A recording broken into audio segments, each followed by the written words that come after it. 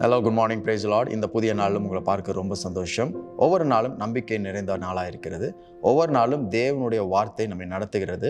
ஒவ்வொரு நாளும் தேவ பலன் நம்மை நிறைக்கிறது. இன்றைக்கும் தேவ பலன் நிறைந்த ஒரு நல்ல நாள் அன்று கொடுத்திருக்கிறார். அதற்காக நன்றி செலுத்துவோம்.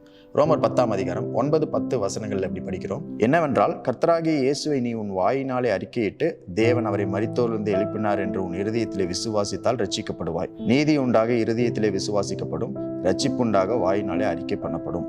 நம்ம எல்லாருக்குமே விசுவாசம் இருக்கிறது, நம்பிக்கை இருக்கிறது, இருதயத்துல விசுவாசம் இருக்கிறது, மனதில் நம்பிக்கை இருக்கிறது.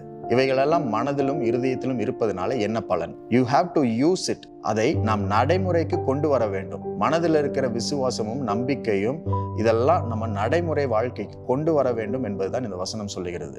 உதாரணத்துக்கு, நம்ம கிட்ட ஒரு பைசைக்கிள் இருக்குன்னு வச்சுக்கோங்க. நம்ம கிட்ட ஒரு சைக்கிள் இருக்கு அப்படின்னா, அது எதற்காக உருவாக்கப்பட்டிருக்கு அப்படின்னா, மலையிலையும் மண்ணிலையும் தரையிலையும் காடுகள் மேடுகள் சேற்றல் இவைகள் எல்லாவற்றிலும் அதை ஓட்ட வேண்டும், அதை பயன்படுத்த வேண்டும் என்ற ஒரே நோக்கத்திற்காக அதை உருவாக்கப்பட்டிருக்கிறது.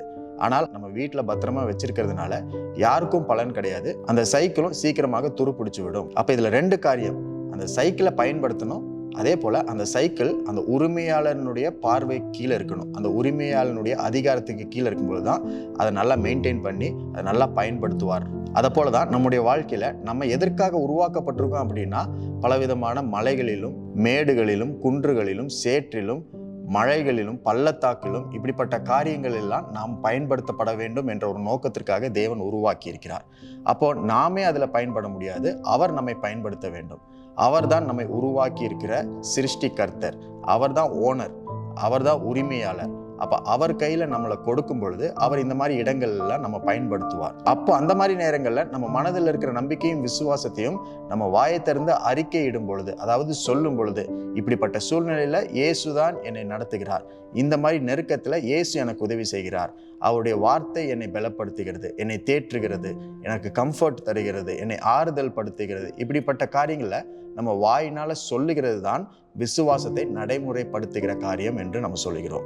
அப்படி நம்ம இருதயத்தில் இருக்கிற அந்த இயேசு மேல இருக்கிற அந்த விசுவாசத்தை வாயினால் அறிக்கை செய்யும் பொழுது, சூழ்நிலைகள் வரும் பொழுது அதை பயன்படுத்தும் பொழுது, தேவன் உங்கள் மேல அதிகாரத்தை செலுத்தி கண்ட்ரோலை செலுத்தி ஏற்ற விதத்தில் உங்களை பயன்படுத்துகிறார். பயன்படுத்துகிறது மாத்திரம் கிடையாது, அவர் உங்களை பராமரிக்கிற கர்த்தராகவும் இருக்கிறார். உங்களை மெயின்டைன் பண்ணுகிறவர், எந்த துரு பிடிக்காமல் எந்த பழுது அடையாமல் உங்களை பராமரித்துக் கொள்ளுகிறவர். அப்ப இன்றைக்கும் இந்த நல்ல நாள்ல ஆண்டவர் மேல இருக்கிற அந்த விசுவாசத்தை, உங்களுக்குள்ள இருக்கிற விசுவாசத்தை நீங்கள் அறிக்கையிடும் பொழுது, நடைமுறைப்படுத்தும் பொழுது, இயேசுதான் எனக்கு எல்லாம் அப்படின்றத உங்க வாயினால நீங்க சொல்லும் பொழுது, அவர் உங்க வாழ்க்கையை கண்ட்ரோல் பண்ணுகிறார், டேக் ஓவர் பண்ணுகிறார், அவர் ஆளுகை செய்கிறார்.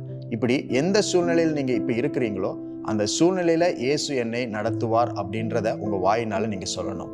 இன்றைக்கும் இயேசு உங்களோடு கூட இருந்து உங்களை நடத்துவதற்கு, உங்களை பயன்படுத்துவதற்கு இந்த நல்ல நாளை கொடுத்திருக்கிறார். எல்லா பிரச்சனைகளும் மலைகளும் காடுகளும் மேடுகளும் எதற்காக என்றால் நாம் பயன்படுத்தப்பட வேண்டும் என்ற ஒரு சூழ்நிலைக்காக தான். ஆகவே எல்லாவற்றிலும் தேவன் உங்களோடு கூட இருந்து வழி நடத்த போகிறார். நாம் செய்ய வேண்டியதெல்லாம் ஒன்றே ஒன்றுதான், விசுவாசத்தை நடைமுறைப்படுத்தணும், நம்பிக்கையை நடைமுறைப்படுத்தணும்.